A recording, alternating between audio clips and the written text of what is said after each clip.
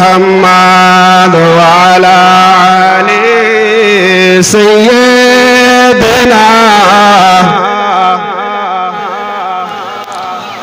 ও নূর নূর নূর আজ নূর নূর নূর আজ নূর মিক্সার আছে না নূর নূর নূর আজ ও নূর এসেছে আমিনার কোলে দেখো ফুল ফুটেছে বলুন না সুবহানাল্লাহ নূর নূর নূর আজ ও নূর এসেছে আমিনার কোলে আজ ফুল ফুটেছে আয় আয় কে দেখবি নূরের মেলা আমিনার কোলে দোলে কামলিওয়ালা আর একবার জিকির লা ইলাহা ইল্লাল্লাহ লা ইলাহা ইল্লাল্লাহ পাশান মনোরে ডুবলো বেলা দেখনা চাহিয়া পাশান মনোরে ডুবলো বেলা দেখনা চাহিয়া তোর বাড়ি গাড়ি টাকা করে সবে থাকবে রে তোর দুনিয়ায় পড়ে সাথে যাবে তোর মার কে নথন পাশান মন মন রে দম ফুরাইলে বুঝবি কে আপন তোর 3.5 হাত মাটির ঘর ও কারো আপন যে কারো পর পাশান মন মন রে দম ফুরাইলে বুঝবি কে আপন আব্বাজান আজকে যে মাহফিলটায় আমরা এসেছি না এই মাহফিলটার গুরুত্ব নবী পাক বলেছে আমাদের দিন দুনিয়ার বাদশা হাবিবুল্লাহ সরকারে দো আলম সাল্লাল্লাহু তাআলা আলাইহি ওয়াসাল্লাম এত এলোমেলো করছেন কেন ভাই বসলে বসেন না উঠলে কি করেন এলোমেলো করলে তো গন্ডগোল বেরাদারে মিল্লাত ইসলাম আমাদের নবী পাক এই মাহফিলের কথা বলেছেন কি বলেছেন আমরা যে মাহফিলটা বসিয়েছি এই মাহফিলটা কিছুক্ষণ আগে ঘন্টা 10 আগে বা ধরেন যখন এই মাহফিলটাতে কোনো খুঁটি খাম্বা গাড়া হয়নি এই জমিনটা ছিল কোনো চাচা জিজ্ঞাসা করে দেখেন দেখি বলে জমিনটা কার ছিল জমিনটা দুনিয়ার জমিনে আব্দুল সাত্তারের ছিল আব্দুল গফুরের ছিল নয় রমজান আলীর ছিল তো কোরআনকে জিজ্ঞাসা করো কোরআন এখন জমিনটা কার জমিনটা দুনিয়াদারিতে আব্দুল সাত্তার আব্দুল গফুর চাচার ছিল কোরআনকে জিজ্ঞাসা করো কোরআন এখন জমিনটা কার কোরআন উত্তরে বলছে এখন জমিনটা আল্লাহর মহব্বতে নবী পাককে জিজ্ঞাসা করুন দরুদে নবী মায়ার নবী রাহমাতুল লিল আলামিন আপনি তো শাফাআতের কান্ডারি রহমতের ভান্ডারি আপনি কি বলছেন দয়ার নবী বলছেন আমার নবী রাহমাতুল লিল আলামিন নবী আমার ডাক দিয়ে বলে ইতিম উম্মতেরা শোনো পৃথিবীর জমিনে তোমরা যদি জান্নাতের স্থান দেখতে চাও তোমরা জান্নাতি জায়গা যদি দেখতে চাও পৃথিবীর জমিনে জিন্দা জায়গা পৃথিবীর জমিনে যদি তোমরা জিন্দা জান্নাতি জায়গা দেখতে চাও ও সাহাবারা শোনো রে পৃথিবীর জমিনে তোমরা দুইটা জায়গায় বেশি করে ছুটে যাবে সাহাবারা আরজ করলেন ইয়া নবী আল্লাহ ইয়া রাসূল আল্লাহ হুজুর কোন জায়গায় গেলে জান্নাতের স্থান পাবো কোন জায়গায় গেলে জান্নাতের স্বাদ পাবো হুজুর একটু বলেন না দেখি বলেন না আল্লাহর নবী রাহমাতুল লিল আলামিন নবী আমার ডাক দিয়ে বললেন সাহাবারা তোমরা জানো না পৃথিবীর জমিনে পৃথিবীটা লন্ড ভন্ড হয়ে যাবে পৃথিবীটা চলে যাবে। ইজাস সামাউন ফাতারাত ওয়া ইজাল কাওয়াকিবুন তাসারাত ওয়া ইজাল কুবুর বুহসিরাত। আসমানের চন্দ্র দ্বিখণ্ডিত হয়ে জমিনে ক্ষিপ্ত ক্ষিপ্ত হয়ে পড়বে। তারকারাদিগুলো জমিনে পড়বে। কবর থেকে মানুষগুলোকে উঠানো হবে।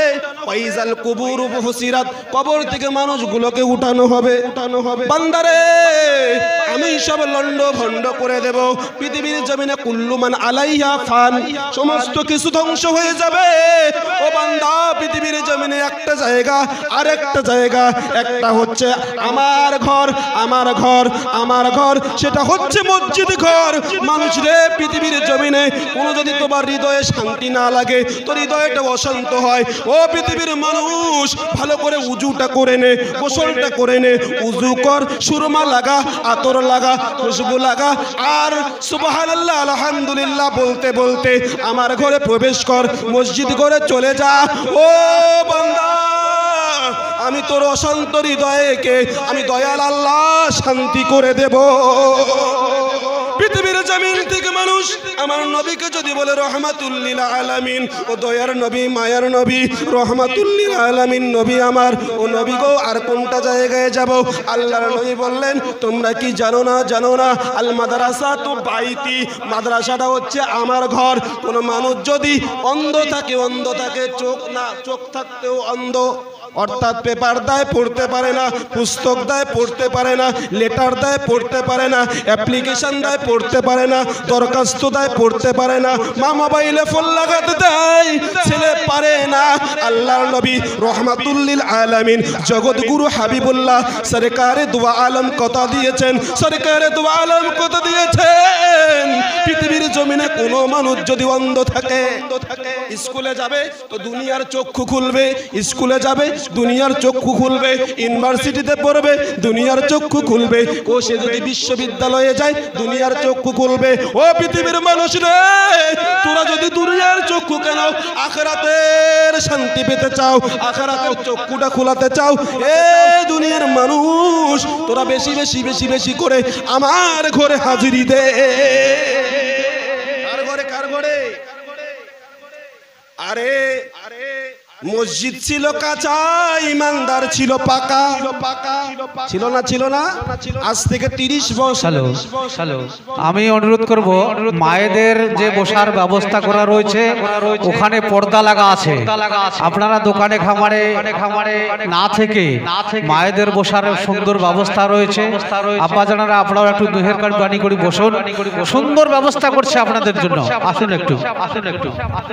আজ থেকে 30 বছর, গত 30 বছরের ইতিহাস ধরেন, 60 বছরের ইতিহাস ধরেন, মসজিদে ছিল কাশিয়ার বেড়া। ছিল কি নাই? একটু আসতে বলেন না। ছিল। গত 30 বছর আগে কাশিয়ার বেড়া দিয়ে মসজিদ ছিল, পোয়াল খের দিয়ে মসজিদ ছিল। তখন মসজিদ পাকা ছিল না, তখনকার নামাজি ছিল পাকা। গ্রামে মসজিদ, প্রতিটা মসজিদ এখন আলোক সজ্জিত হয়েছে, পাকা, একতলার উপরে আরেক তালা, আরেক তালার উপর আরেক তালা, 3 তালা হয়েছে। কিন্তু মসজিদ হয়েছে পাকা, মুক্তাদি হয়েছে কাঁচা। ঠিক না বেঠিক? তো তারা দোয়া করতো আগে, দোয়াগুলো প্রথম আসমান ভেদ হয়ে দ্বিতীয়তম আসমান ভেদ হয়ে আল্লাহর আরশে পৌঁছে যেত। বলুন না, আর একটু মোহাব্বতে বলুন না। তারা আমার আপনার মতো হারাম খায়নি তো, আমার আপনার মতো মানুষের পয়সা মেরে খায় নাই তো, আমার আপনার মতো গরিবের হক মেরে খায় নাই তো। তারা টুটাপাটা জবান দিয়ে আল্লাহর দরবারে চাইছে, তো আল্লাহ বলছে, বান্দা তুই চাইতে দেরি, আমি আল্লাহ দিতে দেরি করি না। আরেকটু বান্দা তুই চাইতে দেরি, আমি আল্লাহ দিতে দেরি করি না। তারা ছিল আল্লাহর মেহবুব, তারা ছিল আল্লাহর নৈকট্য প্রাপ্ত বান্দা। কিন্তু বাপজান কাজ হচ্ছে না। প্রতি বছর জলসা হচ্ছে, ঘরের কথাই বলতে হচ্ছে, প্রতি বছর জলসা হচ্ছে। গ্রামে কয়জন লুডু খেলা কমেছে? লুডু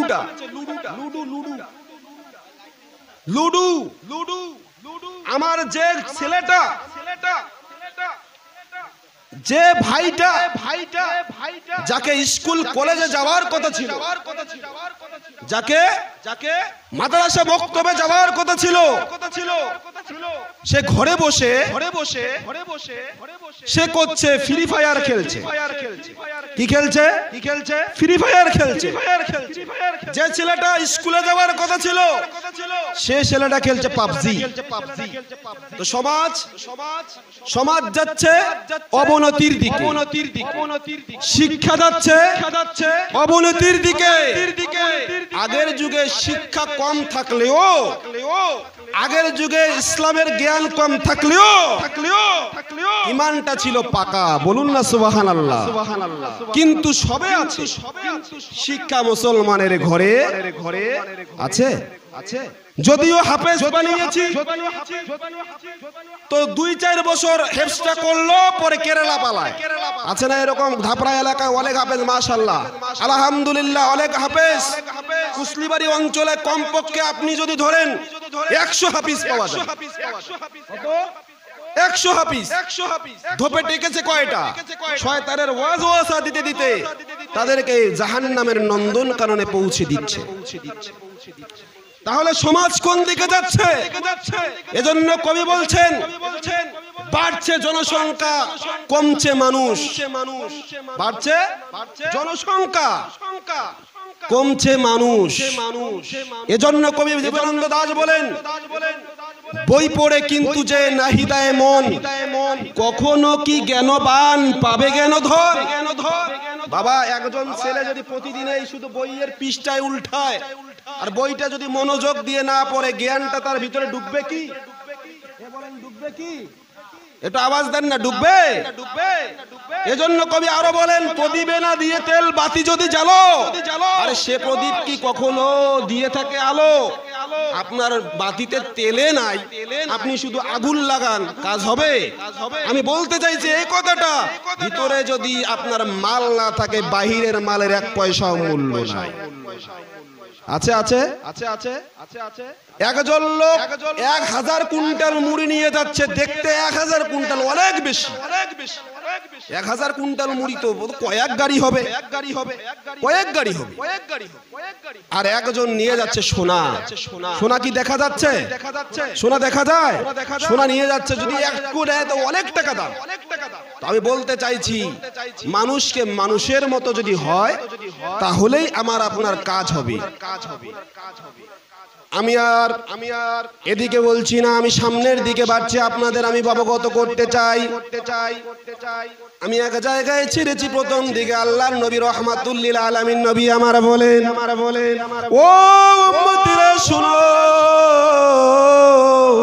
পৃথিবীর জমিনে তোমরা যদি জান্নাতি স্থান দেখতে চাও তো তোমরা প্রথমেই আল্লাহর ঘরকে দেখো। মসজিদ মসজিদ মসজিদ। মুসলমান মুয়াজ্জিন সাহেব আজান দিচ্ছে, হাইয়া আলাস সালাহ, হাইয়া আলাস সালাহ, এসো নামাজের দিকে। আজানটাকে জিজ্ঞাসা করো, রে আজান মুয়াজ্জিন সাহেব আপনি এত আজান দিচ্ছেন তো লাভ কি? বলছে হাইয়া আলাল ফালাহ, আসো আসো আসো আসো মসজিদের দিকে। যদি তুমি মসজিদের দিকে আসো, মসজিদমুখী হও, আল্লাহ তোমার এই নামাজের মধ্যে ফালা অর্থাৎ কামিয়াবি লিখেছে। নামাজ তোমাকে কি করতে পারো জানোনি? যদি তুমি নিয়মিত নামাজটা কায়েম করতে পারো। কেউ বা কাহারা বলছে নামাজ পড়ার কথা কোরআনে আছে, যারা বলছে নামাজ পড়ার কথা আছে, যারা বলছে ডাহা মিথ্যা কথা। আরে বাবা, ধরা ছোঁয়া এক নয়, এটাকে আমি ছুঁইছি আর এটাকে আমি ধরছি, বস্তু এক, কিন্তু আমি যেটা করলাম ব্যবহারটা ওটা কিন্তু আলাদা। কিন্তু আমরা মিনিংটা যে করছি, শব্দ চয়নটা করছি, এখানে ভুল আছে। কোরআন বলছে আকিমুস সালাহ, তোমরা নামাজটাকে কায়েম করো। বলুন না সুবহানাল্লাহ। কায়েম মানে কি জানেন? ফজরে পড়লেন, একবারে এশাও পড়ছেন, জোহর পড়বেন, আসর পড়বেন, মাগরিব পড়বেন, এর নাম কায়েম। আর একজন নবীউদ্দিন চাচা গাও ধন কয়দিন করে? গাও দাও 2 দিন বছরে। কয়দিন? বলে বকরি ঈদ আর ফিতরার ঈদ, ঈদুজ জুহা আর ঈদুল ফিতর। আর কাউকে দাও না, গোসল আর করো না, এর নাম নামাজ কায়েম নয়। নামাজ হচ্ছে কায়েম, এটা ফজরে শুরু করবে, জোহর পড়বে, আসর পড়বে, মাগরিব পড়বে, এশা পড়বে, এর নাম হচ্ছে কায়েম। বলুন না সুবহানাল্লাহ। এর নাম কায়েম। নামাজ কায়েমের কথা কোরআনে এসেছে। কেউ যদি বলে পড়া, তো আমি বলবো পড়ার মানে ওটা নয়, পড়ার মানে হচ্ছে সল্লু, পড়ো। কিন্তু কোরআনে এখানে সালাতের কথা এসেছে, সলা বলেছে। সালাত সল্লুর পার্থক্য আছে, মিনিং এর চয়নের ভুল আছে। নামাজটা কেমন পড়বো? আল্লাহর নবী বললেন সল্লু কামা আরাইতুমুনি ইউসাল্লি। ওই নামাজটা পড়ো যেরকম করে আমাকে পড়তে দেখেছো। বলুন না সুবহানাল্লাহ। নামাজটা আগে। তো আপনারা প্রশ্ন করতে পারেন, মিরাজুল তুমি বললে যে নামাজটা নবীকে দেখে পড়তে হবে, নবী তো এই জামানায় নাই, তো কেমন করে নামাজ পড়বে? আল্লাহর নবী কথা দিয়েছেন, হুজ্জাতুল বিদার ভাষণে ভাষণ দিচ্ছেন, তারাকতু ফিকুম আমরাইন লান তাদিল্লু মা আলাইহি তামাসসাকতু বিহি কিতাবাল্লাহি ওয়া সুন্নাত রাসূল। আল্লাহর নবী বললেন, সাহাবারা, ও আমার এতি উম্মতেরা, তোমরা শোনো শোনো শোনো রে, তোমরা শোনো শোনো, আমি নবী যখন চলে যাব, লান তাদিল্লু মা আলাইহা, যখন আমি চলে যাব আমার পরে, তামাসসাকতু বিহি, তোমরা হয়ে যাবে বিচ্ছিন্ন। কি হয়ে যাবে? একে অপরে বিচ্ছিন্ন হয়ে যাবে। লা তামাসসাকতু বিহি, তোমরা পরস্পরে বিচ্ছিন্ন হইও না, পরস্পরে বিচ্ছিন্ন হইও না, তোমরা একখানে থেকো। আর তোমরা কি করবে? কিতাব আল্লাহ, আল্লাহর কিতাবকে ফলো করবে, কোরআনটাকে ফলো করবে, ওয়া সুন্নাত রাসূল, এবং আমার আহলে বায়াতকে তোমরা ফলো করো, এবং আহলে রাসূলকে তোমরা ফলো করো। আল্লাহর নবীকে জিজ্ঞাসা করা হলো, হুজুর আপনি যদি না থাকেন তো কার শাসনকাল মানবো?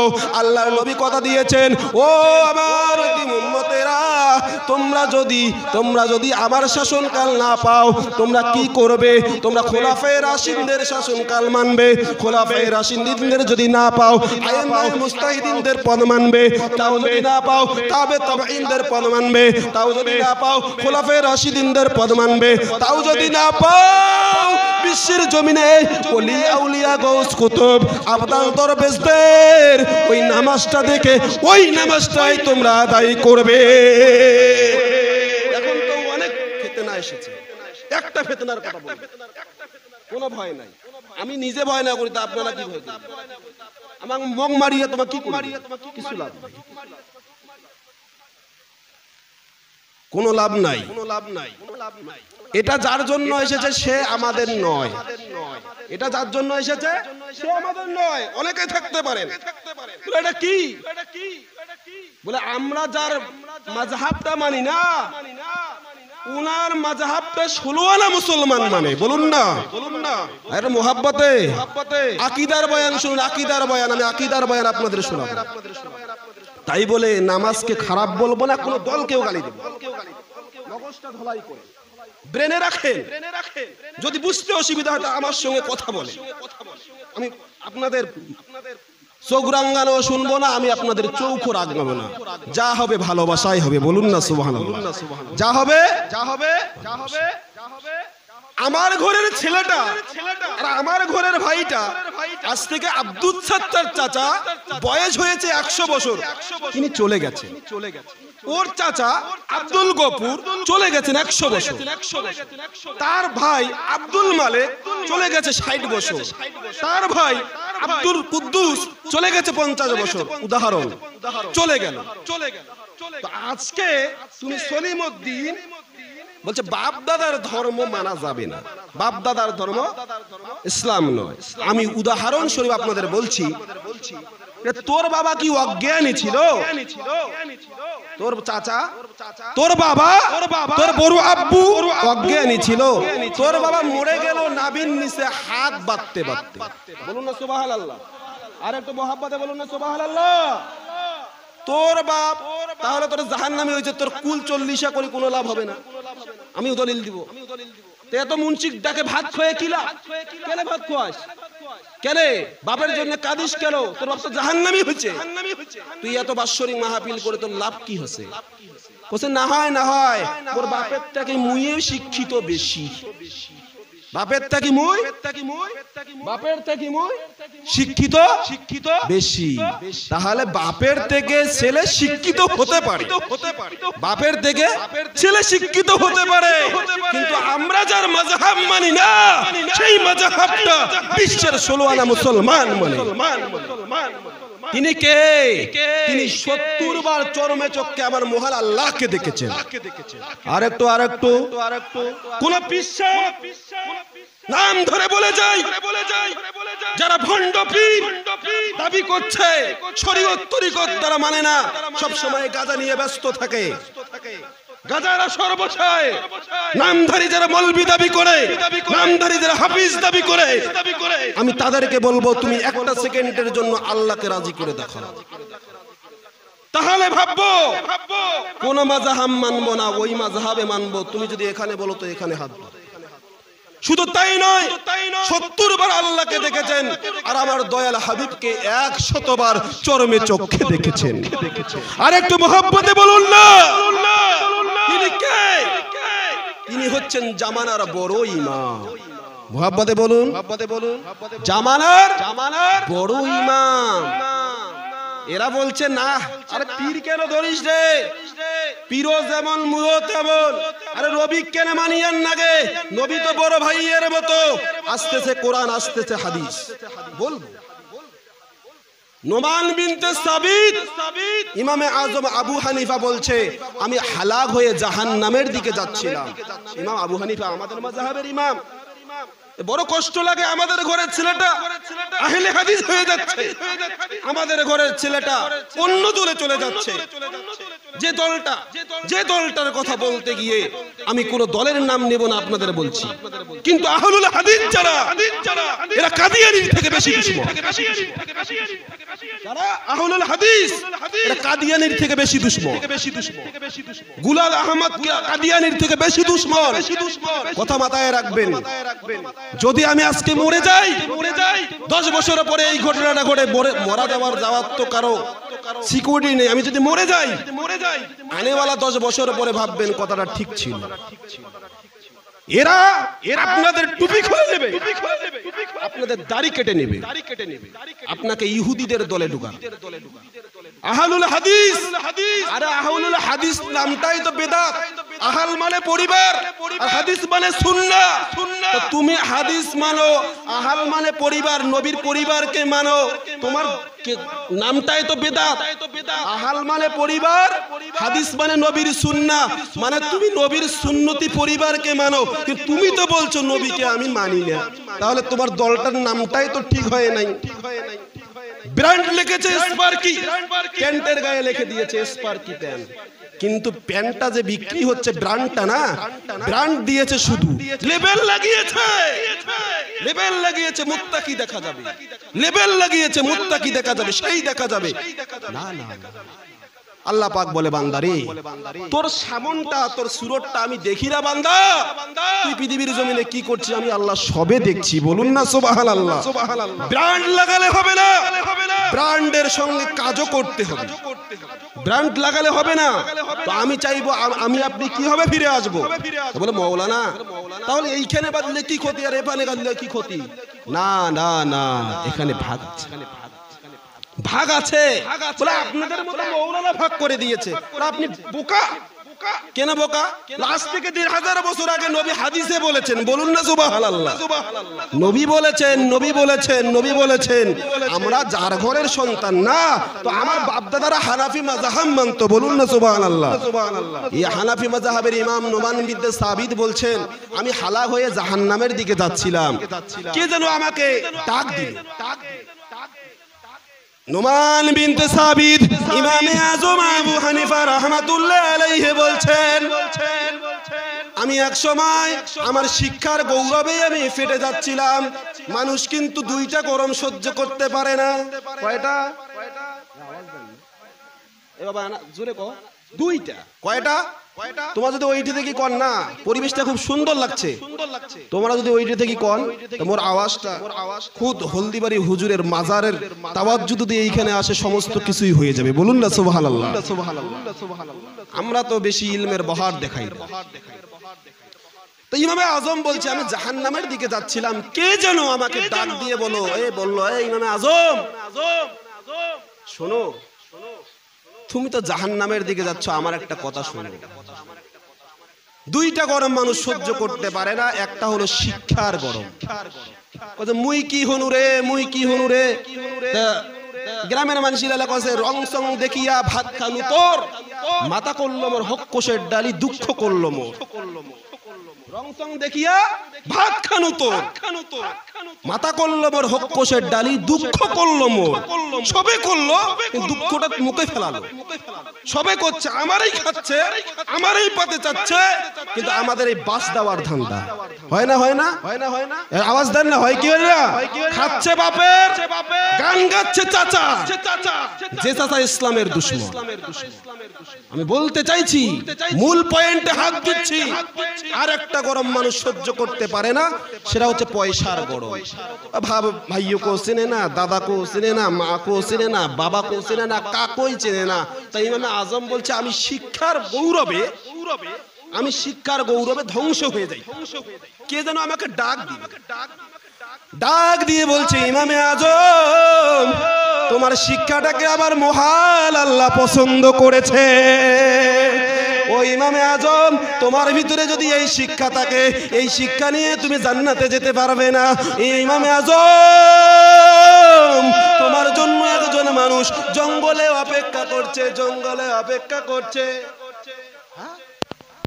একজন মানুষ জঙ্গলে অপেক্ষা করছে। বলে কয় বছর থেকে? আজ থেকে 36 বছর আগের থেকে, গত 36 বছর আগের থেকে ওই মানুষটা অপেক্ষা করছে। বলে ওখানে গিয়ে আমি কি করব? ইমামে আজমকে ডাক দেওয়া হলো, ও আবু হানিফা, তুমি চলে যাও জঙ্গলের দিকে, একটা মানুষ তোমার জন্য অতদিন থেকে অপেক্ষা করছে, তুমি চলে যাও। ইমামে আজম কখনো দৌড়ায়, কখনো হাঁটে, ডাক দিয়ে ইমামে আজম বলে, আমার সঙ্গে আপনি কে কথা বলছেন? আমাকে একটু পরিচয়টা দেন না। বলে আমি তোমার পরিচয় দেব না, আমি আমার পরিচয় দেব না। ওই ইমামে আজম শুনে নাও। বলে ওই মানুষটাকে আমি চিনব কি করে? ওই জঙ্গলে মানুষটা আছে, চিনব কি করে? বলে যাকে তুমি চিনবে, ওই ইমামে আজম তার হাতে থাকবে একটা লাঠি। ধরে বলুন না সুবহানাল্লাহ। হাতে থাকবে একটা লাঠি, ডান হাতে থাকবে তসবিহ, পকেটে থাকবে মেসওয়াক, হাতে থাকবে তসবিহ, আর বাম হাতে থাকবে লাঠি। ইমামে আজম রে, তুমি জঙ্গলের দিকে যাও। কিতাবের লেখক লেখে, ইমামে আজম আমার আল্লাহকে স্মরণ করে, রাসূলকে স্মরণ করে ডাক দেয়, ইয়া আল্লাহ, ইয়া রাসূলুল্লাহ। কিছু মানুষ বলে ইয়া আল্লাহ বলা যায়, ইয়া রাসূল বললে শিরিক হয়। কি কয়? ইয়া আল্লাহটা বলা যায়, ইয়া রাসূল বলা শিরিক। আমাদের জামানার ইমাম ইয়া রাসূলুল্লাহ, ইয়া আল্লাহ বলতে বলতে জঙ্গলের দিকে রওনা হয়। কিতাবের লেখক লেখে, ইমামে আজম 13 দিন 13 রাত